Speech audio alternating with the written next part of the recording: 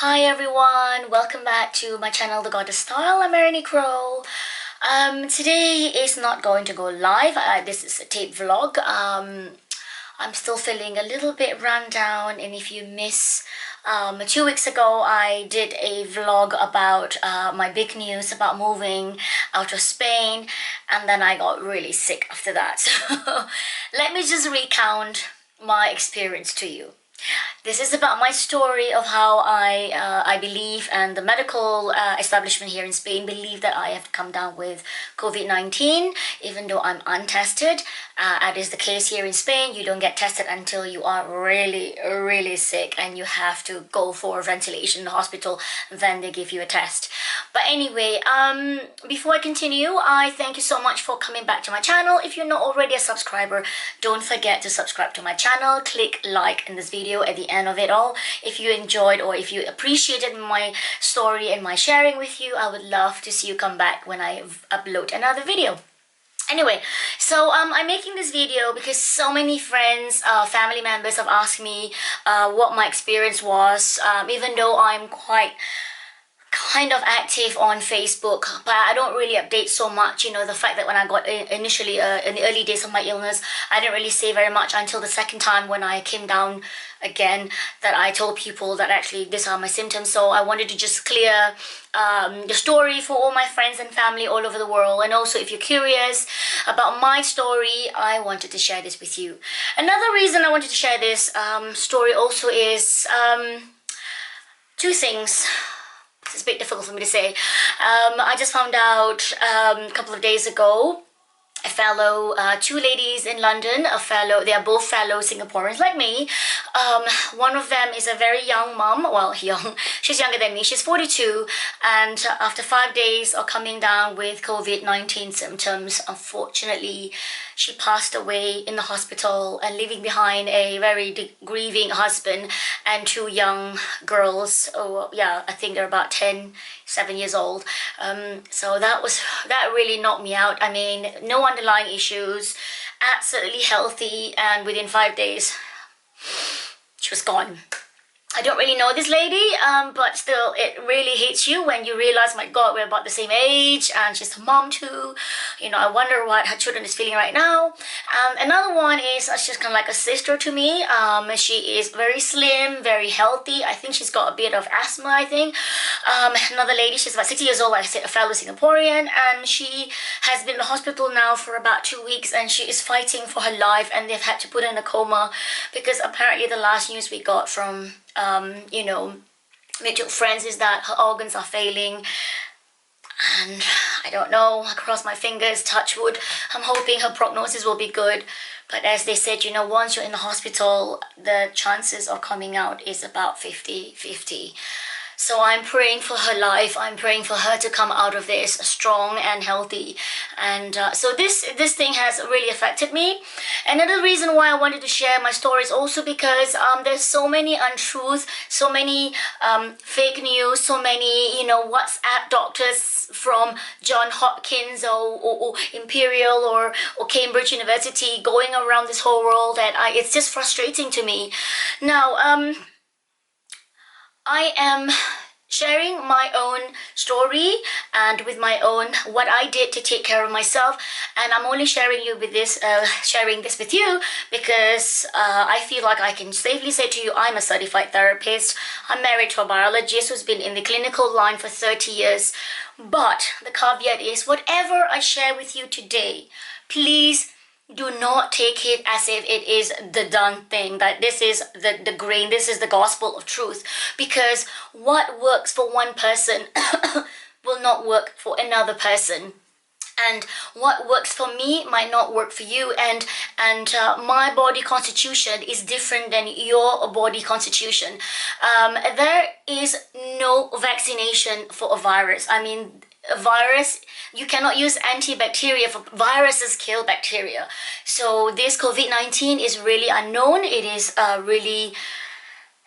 novel virus. Nobody knows, not even the best virologist in this world, a person who studied viruses or viri the whole life, knows how to deal with the situation. So please, I beg of you, do not spread fake news. Do not spread worries and stories of how to deal with this, especially not what I've been receiving from a lot of well-meaning friends and family. I don't blame them. I know they love me, but it really frustrates me when I get stories of like, oh, eat this vegetable or take that supplement and that will cure you. And I'm just like, I have to bite my tongue, and I know it's not the right advice to give someone when they are ill. Just send them your love and just send them your prayers, and know that they will have to fight it for themselves. It depends on your own body constitution, depends on your own lung capacity and your willpower to fight this virus. Because I knew when I was fighting for the last 2 months, it was literally my freaking mind over matter, and the fact that I have been quite athletic my whole life, that, according to a few friends, is probably what saved my life. So anyway, let me just share with you my story, okay? I've rambled on enough. In early February, my little girl came back from school, and she started having what we thought was just normal flu symptoms. But bear in mind, she's asthmatic. And apparently with COVID-19, it does not affect children. Now, my daughter's asthma is aggravated by the fact that she is allergic to milk products, okay? She's not just lactose intolerant, she has a dairy allergy. So there I was scolding her, thinking that she's been stealing chocolates or some kind of milk products from her schoolmates. And she kept crying, saying, Mommy, I did not eat any milk products, I did not eat any chocolate, because she was having really bad breathing. She was like, you can hear, she's like, you know, when you're having like an asthma attack, you hear that really rumbling sound in her lungs. And I was like, you must have eaten some sweet or something, or some chocolate, because how can you be having flu and having this asthma attack? But anyway, she was really ill for a couple of days, and then I got it again, thinking this was normal flu. Bearing in mind, at that time, we kept thinking it was Wuhan virus. It's not going to come to Spain, it's not going to come to Europe. It's going to be kept in Asia like it was for SARS in 2002, or like MERS only in the Middle East. We thought it's not coming here. And my friends and all the moms at school were making a joke with me like, oh, you have the Wuhan virus. I'm like, oh no, come on. You know, even though here we have a lot of Chinese population, and we do have some, you know, we have a lot of shopkeepers who are from China, and we do have people from Wuhan. I thought it was racist to straight away assume that I might have gotten, you know, the Wuhan virus from the Chinese community here in Costa del Sol. So I kept thinking I was having the worst flu ever. This is about the second week of February.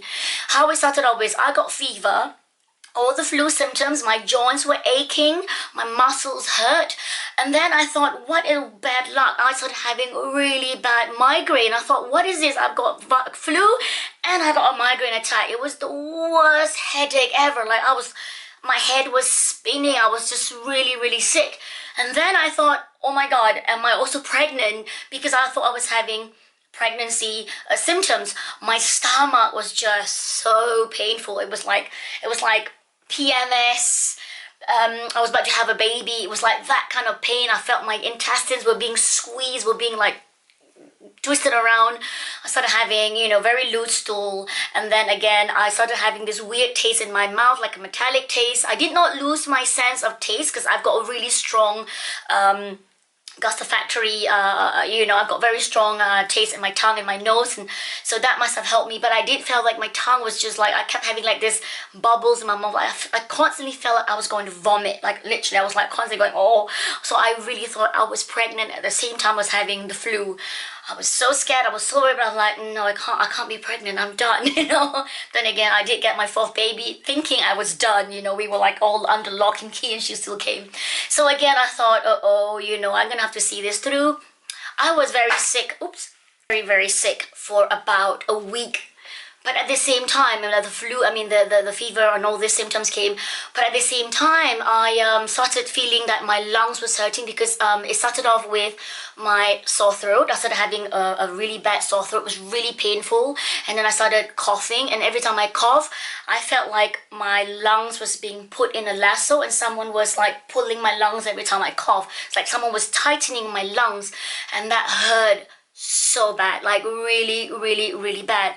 Again, because I thought it was just the flu, I took paracetamol, I took ibuprofen because I love Nurofen. So I kept taking Nurofen thinking, it's just the flu. Arnie, don't be so baby, you're fine, mind over matter, because that's me. Every time I'm sick, I don't go to the doctor. I just I'll self-soothe at home, knowing what to do. I know what to take. I'll take this and this and this. And then I was thinking, okay, all wives, all wives' tales, all wives, advice. I drank copious amounts of ginger tea, which I normally do anyway, and this time I made fenugreek tea with lemongrass, with ginger and fresh fresh turmeric. I was making this and drinking this the whole day, thinking, come on, do something for me, work for me, which you normally do. It didn't work. So what I did was I put on hot Japanese plasters all over my back, like 6 patches of them, and on my chest, like right near my boobs. I put lots and lots of these plasters. It looks like this. Yes, this is the hot Japanese plasters. Okay, in my language we call them koyo. They are actually just like those heat patch, but they are super thin, and they're super spicy, super warm, because your lungs is mostly at the back, right? So I felt the chill. I was walking around wearing I was wearing a gilet the whole time, like literally I was wearing my thick camping gilet the whole 2 or 3 weeks where I felt really sick. I kept telling her, I had my cleaner coming and all that. She's like, oh, you're so sick, you sound terrible, you haven't stopped coughing every single day. And my husband was making a joke. It's like, you're killing me. He couldn't sleep because every 5 minutes I'll be coughing in his face. Every night I'll just like cough and cough. And I had bronchitis about 14 years ago when I was pregnant with my number 2, and I thought, is it bronchitis? But then after about 3 weeks, I realized it can't be bronchitis, because with bronchitis I had a lot of phlegm, like really green phlegm coming out.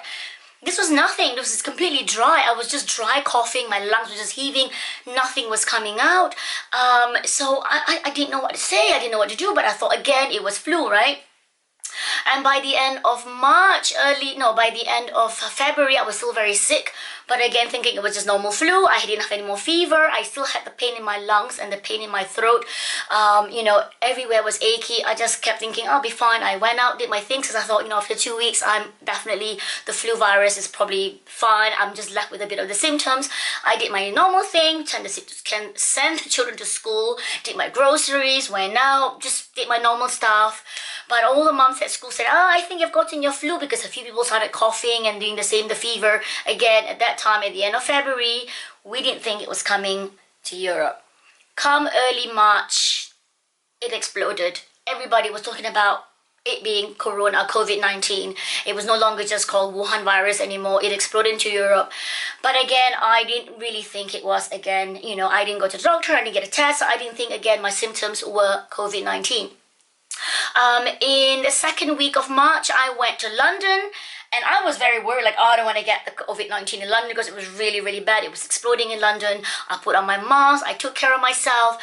But again, I kept thinking the cold weather, because of my hypothyroid illness, my chronic illness, I can't take to the cold. It makes me really sick. So I kept thinking the cold in London is affecting me. I was coughing and I had to zip and put on big, thick, fat scarf, because again, I was feeling so chilly. Because the problem is, since early Feb, when I got this thing, every time I breathe, I felt like I was breathing chunks of ice, like down my throat, down my breathing tract, and into my lungs. I literally felt there was chunks of ice in my lungs. That was just how bad it was. And I still had all the joint pains. Again, I kept thinking, this is probably just the last bits of my flu symptoms. The virus is gone. I'm just left with a body ache, because I've had flu every year or so. It'll take me about 2 weeks to recover. By then, this is like 3 weeks and a half. Anyway, so I came back from London, and as soon as I arrived back, 2 days later, I came down with a cold. So I thought, I got a cold from London. I got a cold, slight temperature, blocked nose, I was sneezing. So I knew, this is not a flu virus. This is just a normal cold virus, because it was a different symptom.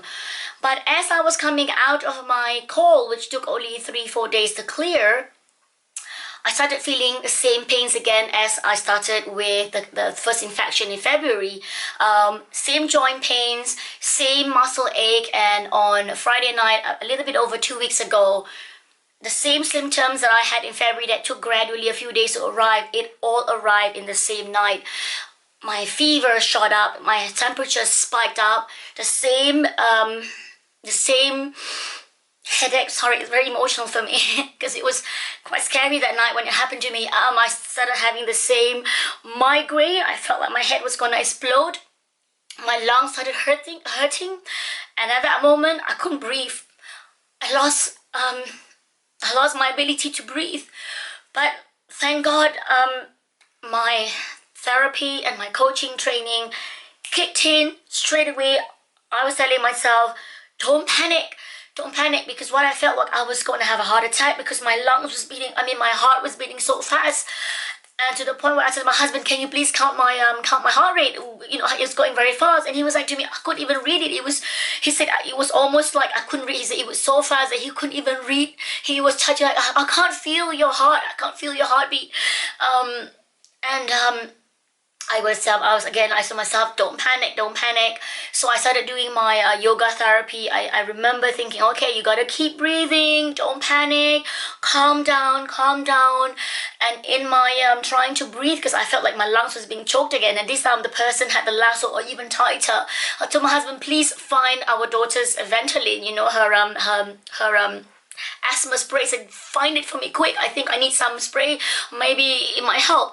So while he was looking for it, I kept again trying to calm myself down, and I can literally hear my heart about to explode. It was that fast. And I was like squeezing myself down on the sofa, you know, bending forward and like kind of squeezing my face into the cushion.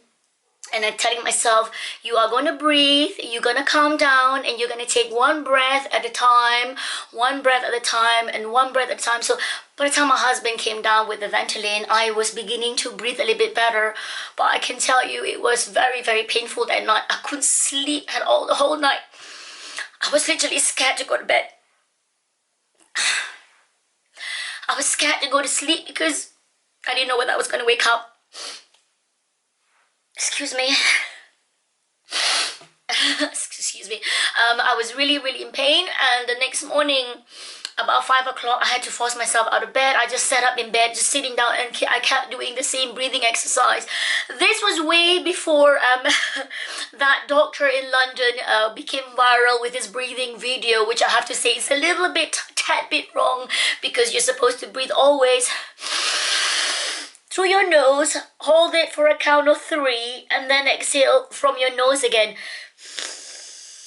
And then you exhale with a count of 5. You breathe in and you breathe out even slower than when you breathe in.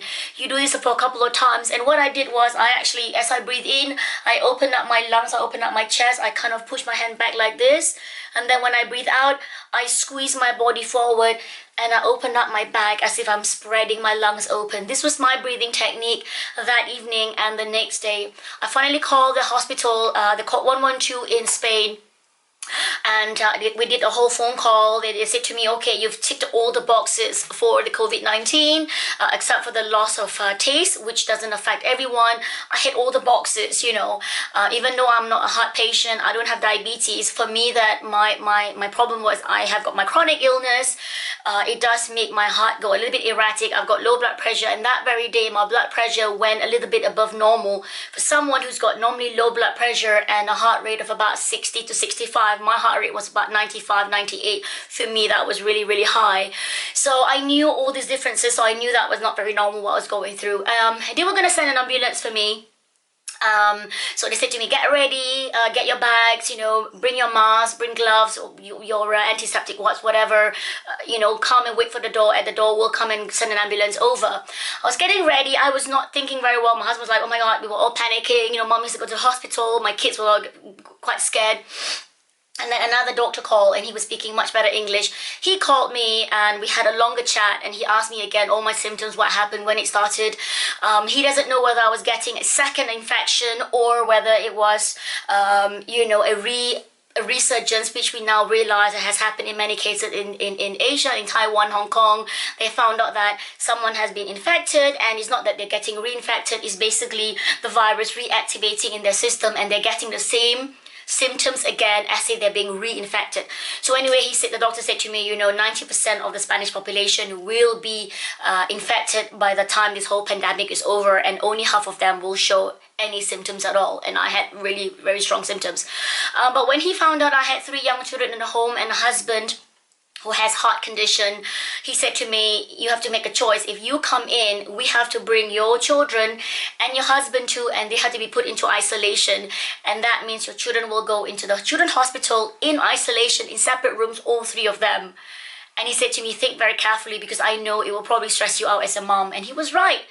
I did not want to put my children through that situation. I didn't want to put my husband into isolation, because he really enjoys working. He's doing a really, I mean, it's income for us. If he doesn't work, we don't have any money to eat, and that's just not very good. So he said to me, how about you just isolate yourself at home? Call me, we're gonna call you, we're gonna check on you every single day, twice a day, until we feel like, if you don't need our care anymore, you just keep going as it is. If you need care, call us immediately, we will send an ambulance over.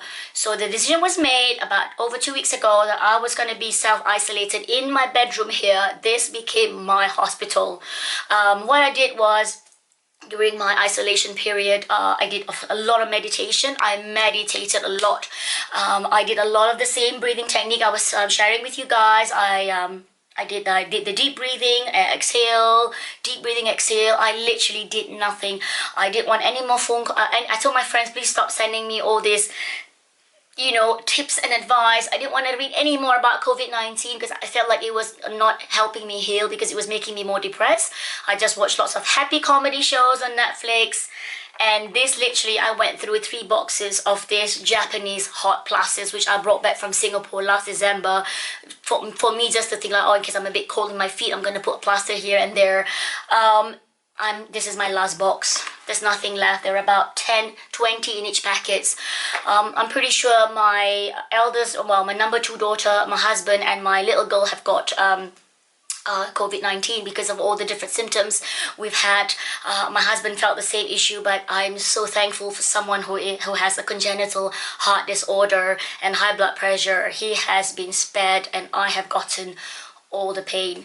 So anyway, so this is my story, and I please beg you, do not take my story to be the same as everyone else. We're all different. It all depends, as I mentioned, on your body constitution. Please listen to your doctor's advice. I have family members who are GPs. A good friend of mine in London, she's a GP, and I ask her again, is there anything else people can do? Can you take vitamin D, vitamin C? It will not work. This will not. You can be healthy before the virus attacks you. You want to keep healthy. But once the virus attacks you, you are only left with yourself to fight. When you go to the hospital, it's literally just oxygen being pumped into your lungs, which can still affect you in another way, because it's unnatural, all that amount of oxygen being pumped into your lungs. So you want to stay as healthy as possible. Stay home. Don't get infected.